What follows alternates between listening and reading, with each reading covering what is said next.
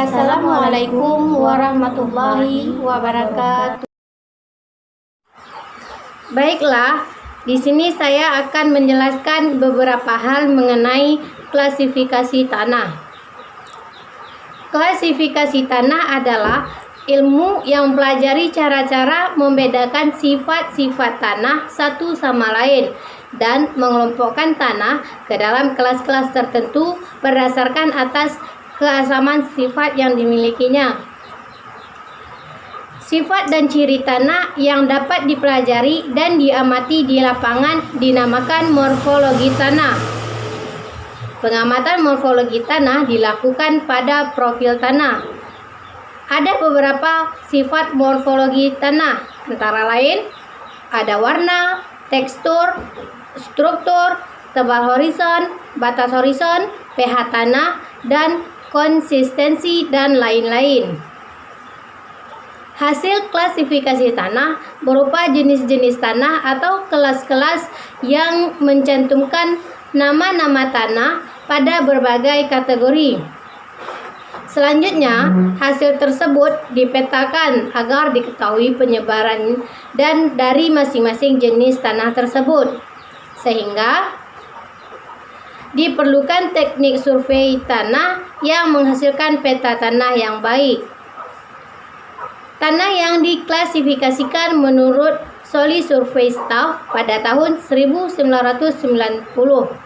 Solly Survey Staff mendefinisikan tanah sebagai kumpulan benda-benda alam yang terdapat di permukaan bumi, tempat-tempat dimodifikasi atau bahkan dibuat oleh manusia dari bahan-bahan yang berasal dari tanah, mengandung jasad hidup dan mendukung atau mampu mendukung tanaman atau tumbuh-tumbuhan yang hidup di alam terbuka. Tanah yang menjadi tempat berpijak dan salah satu media tumbuh bagi tanaman tentu memiliki jenis yang beragam, seperti halnya tumbuhan dan hewan. Untuk memudahkan karakterisasi dan penggolongan, maka dibuatlah klasifikasi tanah. Terdapat beberapa sistem klasifikasi tanah, namun umumnya yang digunakan di Indonesia adalah Soil Taxonomy USDA. Pada Soil Taxonomy USDA terdapat 12 ordo yang sebenarnya perlu diketahui. Kedua belas ordo tanah yang dibahas adalah entisol, inseptisol, andisol, vertisol, ultisol, alvisol, oksisol, molisol, spodosol, gelisol, dan aridisol dan histosol.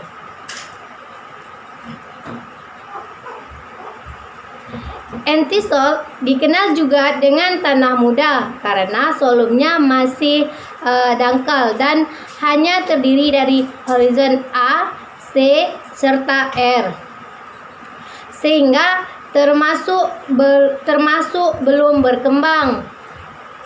Ordo ini memiliki epipedon ortrik sebagai horizon pencirinya dan biasanya terdapat di daerah endapan. Berbeda dengan entisol, ordo inseptisol termasuk tanah yang susah berkembang dan bersolum dalam. Horizonnya pun termasuk lengkap, yaitu A, B, C, dan R, serta memiliki lapisan kambik yang menjadi horizon pencirinya. Andisol memiliki epipedon molik atau umbrik sebagai horizon pencirinya. Tanahnya berwarna antara abu-abu, coklat tua, hitam, dan hitam karena berbahan induk dari abu vulkanik. Sedangkan vertisol lebih berwarna gelap dan memiliki kandungan liat yang tinggi di seluruh horizonnya. Hal ini menyebabkan ordo tersebut dapat mengembang dan mengerut serta KTK-nya tinggi. Ordo ultisol dan alvisol sama-sama memiliki timbunan atau pengendapan liat di horizon bawahnya yang argilik sebagai horizon pencirinya. Yang membedakan kedua hal ini adalah ultisol memiliki kejenuhan basa lebih besar dari 35%, sedangkan alvisol KB lebih kecil dari 35%. Selain itu, alvisol memiliki horizon penciri lain, yaitu kandik atau natrik. Oksisol mempunyai horizon penciri oksik atau kandik dan kandungan liat yang tinggi. Namun sayangnya liat tersebut tidak aktif sehingga memiliki KTK yang rendah. Untuk ordo molisol, ordo ini memiliki lapisan penciri berupa epipedon molik yang lapisan permukaan yang gelap dengan kandungan bahan organik yang tinggi sehingga agregat tanahnya pun baik. Sedangkan ciri untuk ordo spodosol adalah berwarna putih keabu-abuan, memiliki horizon penciri spodik dan albik, serta adanya penimbunan V dan Al oksida pada lapisan bawah horizonnya. Gelisol terbentuk dari material gelik berwarna hitam hingga coklat tua dan umumnya terbentuk di daerah yang sangat dingin, sedangkan ardisol terdapat pada daerah yang kering sehingga kehidupannya pun rendah. Kejenuhan basa tinggi dan bahan organiknya yang rendah. Ordo ini memiliki horizon penciri salik atau natrik. Kemudian ordo histosol merupakan ordo dengan bahan organik yang tinggi, yaitu lebih dari 20% dan memiliki epipedon histik dan berwarna gelap. Dengan mengetahui ciri-ciri berbagai ordo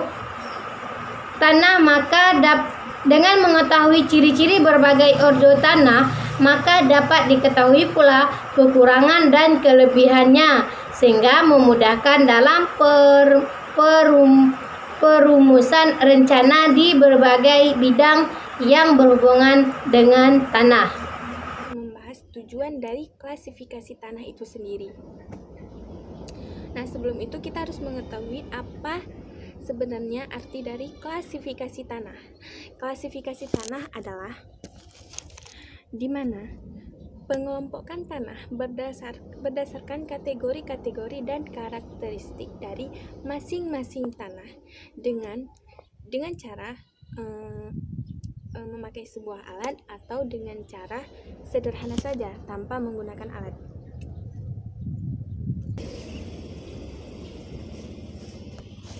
Nah, tanah itu sendiri harus diklasifikasikan karena hal ini dilakukan untuk penggolongan tanah atau penerapannya langsung di lapangan. Nah, tujuan dari klasifikasi tanah itu sendiri adalah yang pertama itu mengorganisasi atau menata tanah, yang kedua mengetahui hubungan individu tanah, yang ketiga memudahkan mengingat sifat-sifat tanah, yang keempat mengelompokkan tanah untuk menaksirkan sifat, penelitian, dan mengetahui lahan-lahan yang baik. Nah, selain ada tujuan, tentu saja ada manfaat klasifikasi tanah. Nah, sekarang saya akan membahas manfaat dari klasifikasi tanah. Nah, yang pertama itu, jika kita sudah mengetahui jenis tanah apa yang ada di lahan kita, maka kita akan bisa menaksirkan jenis sifat tanah apa yang ada di lahan kita. Nah, yang kedua itu kita dapat mengetahui lahan mana saja yang terbaik untuk kita dapat bercocok tanam. Nah, yang ketiga itu kita dapat mengira-ngira produktivitas apa yang dapat dihasilkan dari lahan tersebut yang tempat kita bercocok tanam tadi. Nah, yang terakhir itu kita dapat memikirkan jenis tanaman apa yang dapat kita manfaatkan atau kita tanam di lahan kita tersebut. Klasifikasi tanah dibagi menjadi dua, yaitu klasifikasi tanah alami dan klasifikasi tanah teknis. Di sini saya akan menjelaskan apa itu klasifikasi tanah alami. Klasifikasi tanah alami merupakan berdasarkan atas sifat tanah yang dimiliki atau menghubungkan dengan tujuan penggunaan tanah tersebut. Adapun pengertian dari klasifikasi teknis tanah yaitu didasarkan pada sifat-sifat tanah yang mempengaruhi kemampuan tanah untuk penggunaan lahan tertentu. Nah, untuk sistem klasifikasi tanah yang ideal mampu mengelompokkan tanah dalam satu kelas yang dapat berupa ada 4 jenis. Yang pertama itu ada isogenus, yaitu dengan mempunyai genesis yang sama. Ada isomorf, yaitu yang mempunyai tingkat tanah dengan jenis kenampakan batuan yang sama. Ada isofungsi, yaitu jenis tanah yang mempunyai fungsi dalam lingkungan yang sama. Dan yang terakhir ada isotrofik, yaitu tanah yang mempunyai lokasi yang sama. Oke, selanjutnya ada macam-macam sistem klasifikasi tanah. Nah, pada kesempatan ini kami ingin membahas 3 jenis sistem klasifikasi tanah, yaitu diantara lain ada Pusat Penelitian dari Tanah Bogor ataupun dari IPB, ada dari FAO ataupun UNESCO pada tahun 1974, ada dari USDA dari Amerika Serikat ataupun sering disebut dengan Soil Taxonomy. Oke, yuk kita bahas satu persatu dulu. Nah, untuk yang pertama adalah sistem klasifikasi tanah dari Pusat Penelitian Tanah Bogor. Nah, untuk di sini nama-nama tanah dalam tingkat jenis dan macam tanah dalam sistem Pusat Penelitian di Bogor yaitu disempurnakan pada tahun 1982. Nah, hasil dari penelitian ini sangat mirip dengan sistem FAO ataupun UNESCO.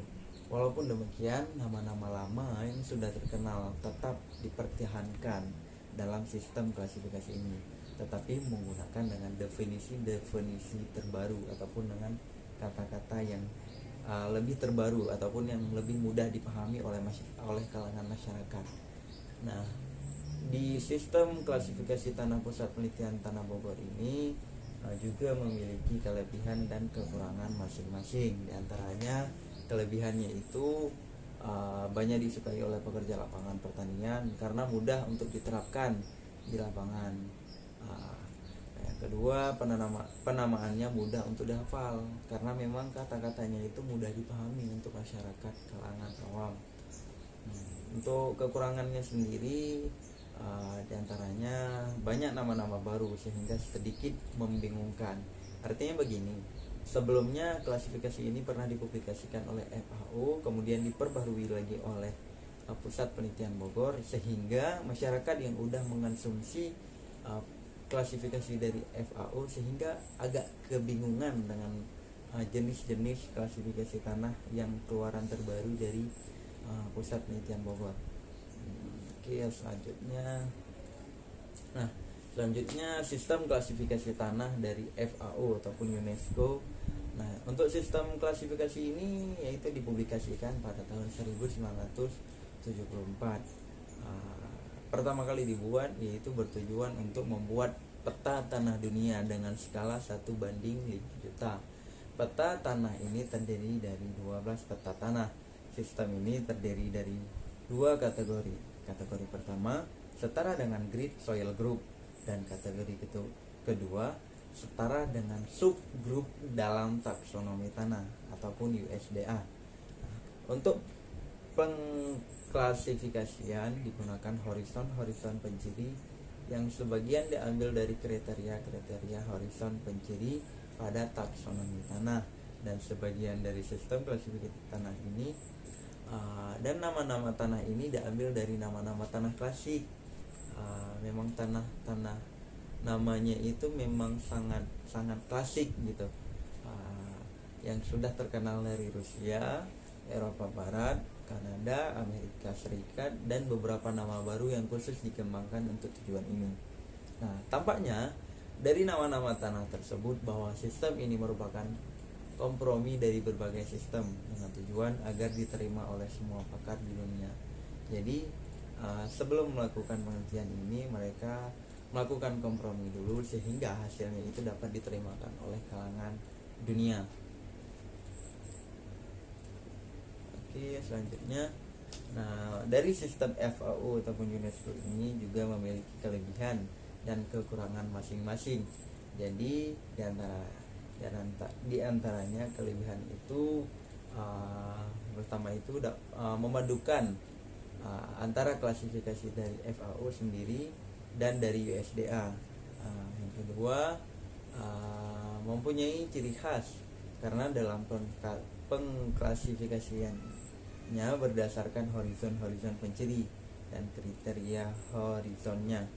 Nah, untuk yang ketiga, nama-namanya itu sangat klasik. Itulah kelebihannya, yang mungkin nama-namanya itu yang sudah terkenal dari Eropa, Rusia, Kanada, dan Amerika, sehingga namanya sudah bersifat umum dan mudah dipahami oleh masyarakat. Nah, kelebihannya yang selanjutnya itu cocok untuk peta yang berskala 1:5 juta. Nah, untuk kekurangannya yaitu untuk tidak disertai dengan pembagian kategori yang lebih terperinci, artinya kurang detail gitu ya. Jadi hanya subgroup dan grid group seperti itu. Jadi selanjutnya itu dalam penamaan tidak secara langsung orang dapat mengetahui sifat tanah tersebut. Oke, selanjutnya yang terakhir itu ada sistem klasifikasi tanah USDA ataupun soil taxonomy. USDA ini dikeluarkan pada tahun 1975 ataupun sering disebut dengan Soil Survey Staff. Nah, pada sistem klasifikasi ini ataupun soil taxonomy yang ini dikeluarkan di bawah Departemen Pertanian Amerika Serikat ataupun singkatannya itu USDA. Sistem ini pernah sangat populer, namun juga dikenal sulit diterapkan oleh pembuatnya. Sistem ini diusahakan untuk dipakai sebagai alat komunikasi antar pakar tanah, tetapi kemudian tersaingi oleh sistem WRB yang keluaran terbaru. Jadi artinya sistem USDA ini terkalahkan ataupun tersaingi dengan sistem WRB. Meskipun demikian, beberapa konsep dalam sistem USDA ini tetap dipakai dalam sistem WRB. Jadi artinya WRB ini nggak hanya mengeluarkan ide-ide terbarunya, tetapi dari WRB ini juga menggunakan nama-nama dari hasil penelitian USDA. Nah, yang dianggap lebih mewakili kepentingan dunia. Jadi WRB ini tidak egois, walaupun mereka yang mengeluarkan, mereka tetap menggunakan dari USDA. Sehingga bentuk kolaborasi ini dapat mudah dipahami oleh kalangan dunia. Nah, adapun kelebihan dari sistem klasifikasi tanah USDA ini juga ada, pastinya ada. Apapun yang kita lakukan, apapun yang kita jadikan itu pasti ada yang namanya kelebihan dan kekurangan, begitupun manusia. Oke, nah kelebihan dari sistem tanah USDA ini antara lain penamaan tanahnya berdasarkan sifat utama dari sifat tanah tersebut dan definisi horizon penciri dan beberapa sifat penciri lainnya. Dan kemudian kelebihannya itu dibuat karena sistem-sistem klasifikasi yang telah ada sebelumnya saling tumpang tindih dalam penamaan yang disebabkan oleh perbedaan kriteria. Selanjutnya sistem USDA ini memberikan kriteria yang lebih jelas dibanding sistem klasifikasi lainnya. Oleh karena itu, sistem USDA ini hampir selalu disertakan dalam pengklasifikasian tanah untuk mendampingi penanaman berdasarkan sistem FAO atau PPT ataupun pusat penelitian tanah. Nah, yang terakhir, sistem ini memang benar-benar baik dan dalam cara penamaan ataupun tata nama maupun definisi mengenai horizon penciri ataupun sifat penciri lain yang digunakan untuk menentukan jenis-jenis tanah. Artinya kelebihan itu sangat jelas. Gitu. Nah, untuk kekurangannya sendiri yaitu ada USDA ini memiliki kelemahan karena kriterianya itu yang sangat mendasarkan pada analisis laboratorium yang rinci, sehingga para praktisi sulit untuk mengaplikasikannya langsung di lapangan. Oke, mungkin itu saja yang dapat kami sampaikan. Lebih dan kurang kami mohon maaf. Kami akhiri. Assalamualaikum warahmatullahi wabarakatuh.